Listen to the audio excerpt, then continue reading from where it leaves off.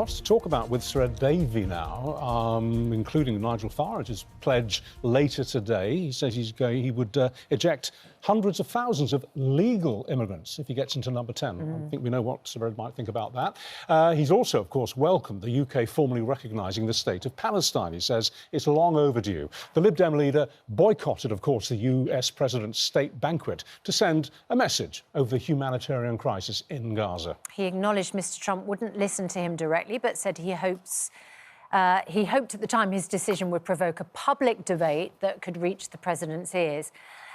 It comes as Israel denies accusations of genocide from the United Nations Commission of Inquiry last week. So Ed Davey joins us now. Very good morning to you. Presumably you welcome the Labour government's recognition of a Palestinian state, but just explain to viewers how this isn't a massive win for Hamas.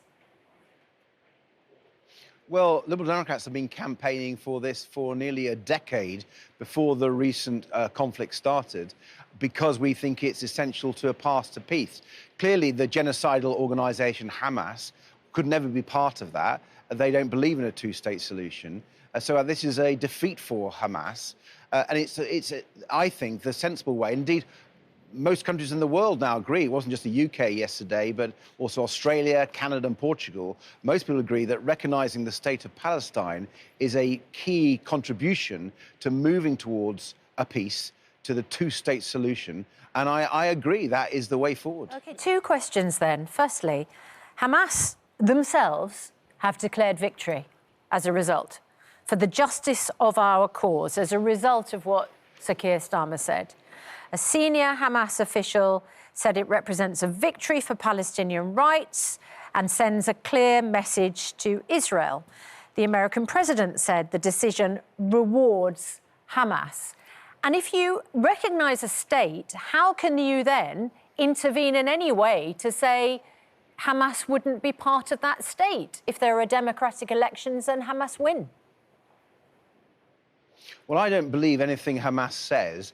They're an appalling terrorist organisation, and we've long condemned them, and I think everybody agrees that they should not be part of the future state. I had a meeting just last week with President Mahmoud Abbas.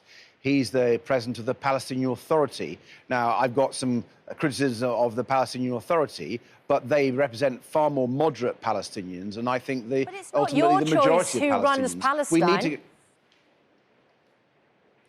No, that is true. But if you look at the way Hamas support has gone down, and in fact, I think Hamas needs to be excluded. And I think the international community, working with the Palestinian Authority, would be able to exclude Hamas. Hamas has no stake in the future. It really has to move aside. And I think what we need, actually, when it comes to Hamas, is President Trump and others putting pressure on the Qatari government and the other governments in the Gulf state to get the hostages released. Those hostages have been treated appallingly. They should go home to their families, and we should put all the pressure possible on Hamas to do that. Just before we talk to you about what Nigel Farage is going to be saying later today about deporting hundreds of thousands, possibly, of legal migrants to this country, I'm sure you've got views on that. I must pick you up on what you said in your opening statement. You said that you felt that this announcement by the Prime Minister yesterday represented a defeat for Hamas. Hamas see it as a victory for them, as Susanna said. I mean, aren't you inverting logic? No, Richard, I don't believe what Hamas says. I'm surprised you do. They're a genocidal organisation. They treat people appallingly, including Palestinians. Many Palestinians are very fearful of Hamas. We need to exclude them. The truth is, if you're going to get peace in Israel-Palestine, which we all want, we want the killing to stop. We want the food, water and medicine into those for those Palestinian civilians, men, women, children who are starving. We want the Palestine to be there for the Palestinians so we can get that peace. And I think this is a good step forward. Well, I don't believe everything that Hamas says.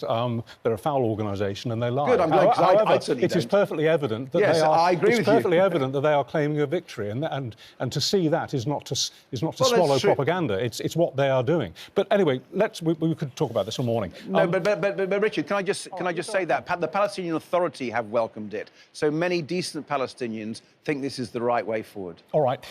What would you say, rather, to Nigel Farage if he was sitting here in the studio this morning? He's going to be making a speech later today where he says that he's going to ratchet up the demands on legal immigrants in this country who are here on temporary visas to say that they can't stay if they can't speak English better and if they don't earn more money. And that could mean hundreds of thousands being deported. Well, I worry what it's going to do to our NHS and care in our society, because it's not just temporary people, as I understand his proposals, but people who've got a permanent right to stay here. If he's really suggesting that, that could seriously undermine our public services. Listen, Liberal Democrats believe that the small boats need to stop. We need to close down the asylum hotels. Of course, illegal immigration is wrong. It's illegal. And the question is the best way to do that.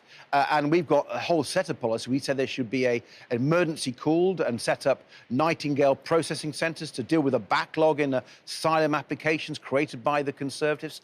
We've said we need to treble the number of Home Office caseworkers to deal with that backlog. And if people have no right to be here, they should be deported. And if people have a right to be here, they should be allowed to get on with their lives and contribute to our society. I'm afraid Nigel Farage should today actually be apologising for helping to cause this problem in the first place.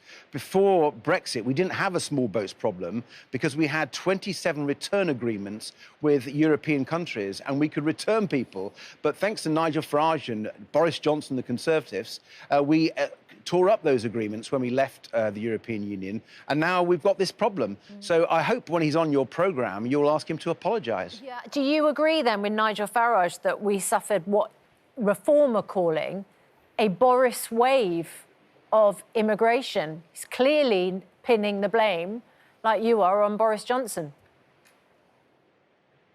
Well, they're right. Boris Johnson broke the immigration system and caused part of the problem. But I'd also say Nigel Farage played his part too.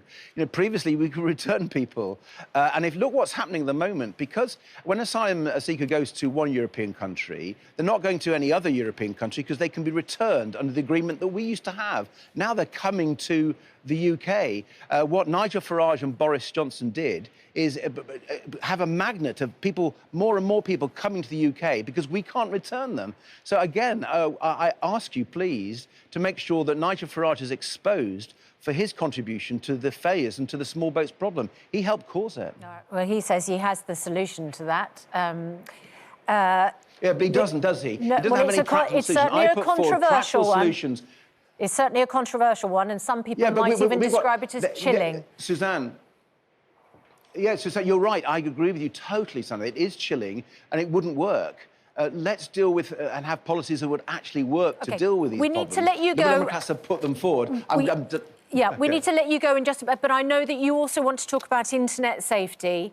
You made a very serious allegation against Elon Musk, who owns X, saying, well, you tell us what you told news journalists yesterday about what you think Elon Musk is responsible for.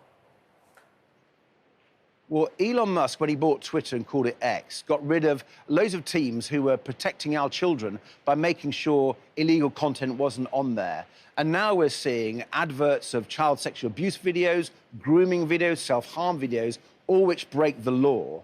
And the Online Safety Act, passed by all parties in Parliament, is designed to stop that and to hold companies like X to account when they break the law. They clearly are. Davey, you have evidence of that, do you? Because X maintains it has zero tolerance for child sexual exploitation. They're failing in their legal duties. They fail on a daily basis. And if your viewers, I'm sure, share the Liberal Democrat concerns that we need to keep our children safe, that we need to go after these paedophiles. But unfortunately, Elon Musk's X platform is proving incapable of dealing with these. And that's why the law that Parliament passed in our wonderful country should be enforced on him. Just because he's one of the wealthiest people in the world and really powerful doesn't mean he shouldn't be held to account. I think the whole point of a democracy is to pass laws to keep our people safe and go after people who try to abuse that. And I'm afraid the way that Elon Musk has run his platform is wrong. You think he should be arrested and charged? Oh, I leave that to the Ofcom and the courts and the police in the usual way, but I'm calling him out and X because I think they are a danger to our children. All right, Sir Ed Davey, thank you very much Thank you for your time. indeed for joining us.